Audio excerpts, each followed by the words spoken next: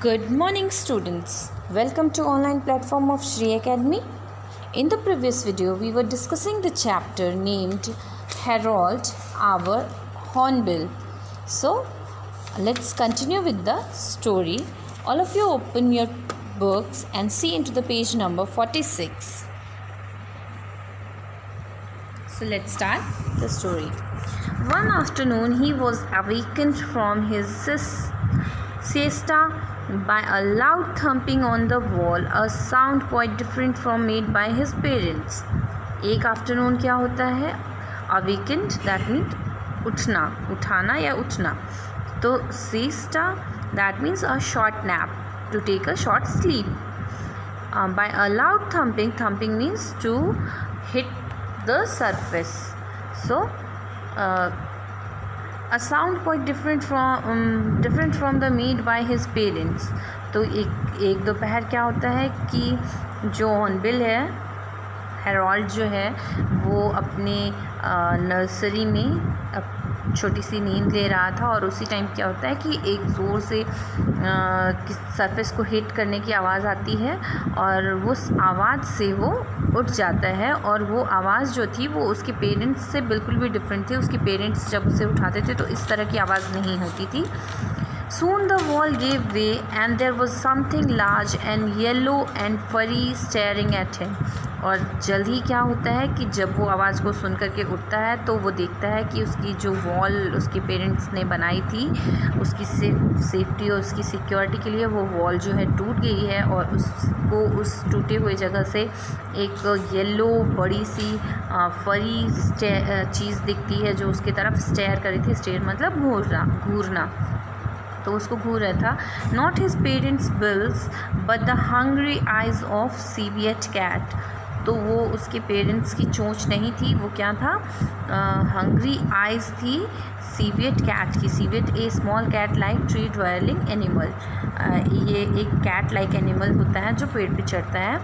तो वो उसकी आँखों में भूख भरी हुई थी और वो कैट उसे देख रही थी. Before Harold could be seized his parents flew at the cat, both roaring lustily and striking out with their great bills. In the ensuing melee, Harold tumbled out of his nest and landed on our garden path. फिर क्या होता है कि Harold जो है seize किया जा. To seize means to block the way. So अगर उसको ब्लॉक किया जाता है, इससे पहले क्या होता है कि his parents flew at the cat both roaring lustily means scratching loudly. तो क्या होता है कि तब जब भी वो सीवियट कैट जो है उसकी हॉर्नबिल के नर्सरी में जाती है, उसको देखती है, उसे खाने की सोचती है, उस टाइम उसके पेरेंट्स आ जाते हैं और वो बहुत ज़ोर से स्क्रैचिंग लाउडली खूब ज़ोर से मतलब उसके ऊपर स्क्रैच करने लगते हैं. And striking out with their great bills. और उसके ऊपर अपनी बड़ी बड़ी चोट से स्ट्राइक करते हैं, दैट मीन्स हिट करते हैं. In the ensuing melee, Harold tumbled off his nest and landed on our garden path. Ensuing melee, that means the noisy fight which followed. So वहाँ पे क्या होता है कि बहुत noisy fight होने लगती है सीवियट कैट और हॉर्नबिल के पेरेंट्स के बीच में, हेरोल्ड के पेरेंट्स के बीच में. और इसी बीच में जो हेरोल्ड होता है वो टम्बल आउट करता है अपने नेस्ट से और गार्डन के पाथ पर गिर जाता है. Tumble out means to fall down. तो वो अब गार्डन के पाथ पे गिर जाता है. बिफोर द कैट और any predator could get to him, grandfather picked him up and took him to the sanctuary of the veranda. ना अब कोई भी प्रीडेटर दैट मीन्स कोई भी जानवर जो उसे खा सकता था वो आता उसके पास, तो उससे पहले क्या होता है ग्रैंडफादर उसे उठा लेते हैं और उसे सेंचुरी में लेके जाते हैं. सेंचुरी क्या है? वो प्लेस है जहाँ पे बर्ड्स को सेफली रखा जाता है. तो बरामदा में वो प्लेस थी, तो वहाँ पे ले जाकर के ग्रैंडफादर उस बर्ड को, हेरोल्ड को, वहाँ पे रख देते हैं. Harold had lost some wing feathers and did not look as though he would be able to survive on his own, so we made an enclosure for him in out front veranda. अब क्या होता है कि Harold के कुछ wings जो हैं और फेदर्स जो हैं वो टूट गए थे और वो बहुत ही मीन्स और कुछ उसको चोट वगैरह भी लग गई थी। और उसमें क्या होता है कि उस ग्रैंडफादर को लगता है कि ये अब खुद से सरवाइव कर नहीं पाएगी, इसलिए उसके लिए एक एनक्लोज प्लेस जो है वो बनाते हैं फ्रंट साइड में वरांदा के। Grandfather and I took over the duties of his parents, और ग्रैंडफादर और I, that means the writer, took over the duties of his parents, means they performed duty of the parents of Harold. Now Harold had a simple outlook, and once he had got over some early attacks of nerves, he began to welcome the approach of people. Attack of nerves means feelings of anxiety. Harold का जो था outlook बहुत ही simple था, और क्योंकि वो बहुत ही strange situation से गुजरा था तो उसको कुछ मतलब उसको थोड़ी सी एनजाइटी की प्रॉब्लम हो गई थी। ही बिगिन टू, और उसके बाद वो क्या होता है कि वो लोगों के अप्रोचेस को वेलकम करना स्टार्ट कर देता है। Grandfather and I meant the arrival of food and he greeted us with a craning neck, quivering open bill. अब क्या होता है, एंड अ लाउड कुकिंग का की fruit insect and animal food and green leaves we were all welcome. अब क्या होता है कि ग्रैंडफादर और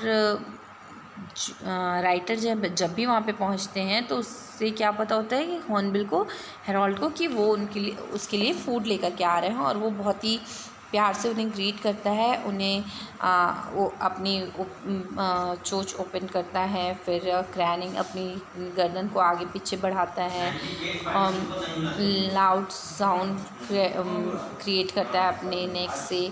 और क्या होता है कि वो ग्रैंडफादर और राइटर जो हैं वो क्या लेकर के जाते हैं उसके खाने के लिए, कुछ फ्रूट्स लेके जाते हैं, इंसेक्ट्स लेके जाते हैं, एनिमल फूड लेकर के जाते हैं, ग्रीन लीव्स, ये सारी चीज़ें वो लेकर के जाते हैं, जिससे कि हेरोल्ड बहुत ही प्यार से वेलकम करता है और उसे खाता है।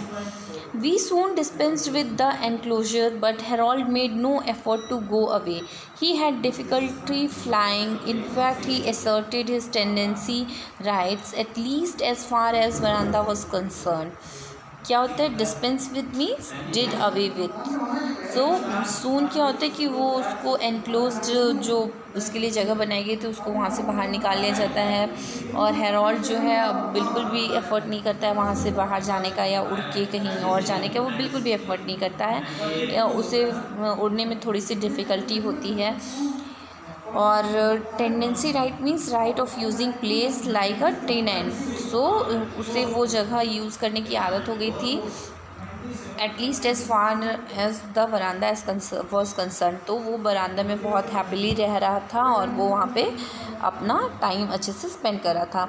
One afternoon a veranda tea party was suddenly and alarming convulsed by a flash of black and white and noisy flapping, and behold, the last and only loaf of bread had been seized by Harold and carried off to his perch near the ceiling. फिर क्या होता है कि एक दिन T party हो रही होती है, और वहाँ पे टी पार्टी जो है वो converse means to be disturbed. तो डिस्टर्ब होती है किससे, नॉइज़ी फ्लैपिंग से, जो कि कौन क्रिएट कर रहा होता है, हेरोल्ड कर रहा होता है। और वहाँ से एक ब्रेड का टुकड़ा लेकर के वो पर्च नियर द सीलिंग पे जा कर के वो बैठ जाता है।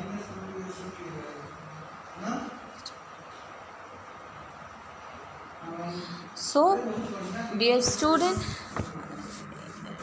it is up for this video, it is enough, and in the next video we will continue the remaining part of the chapter. Thank you and have a good day.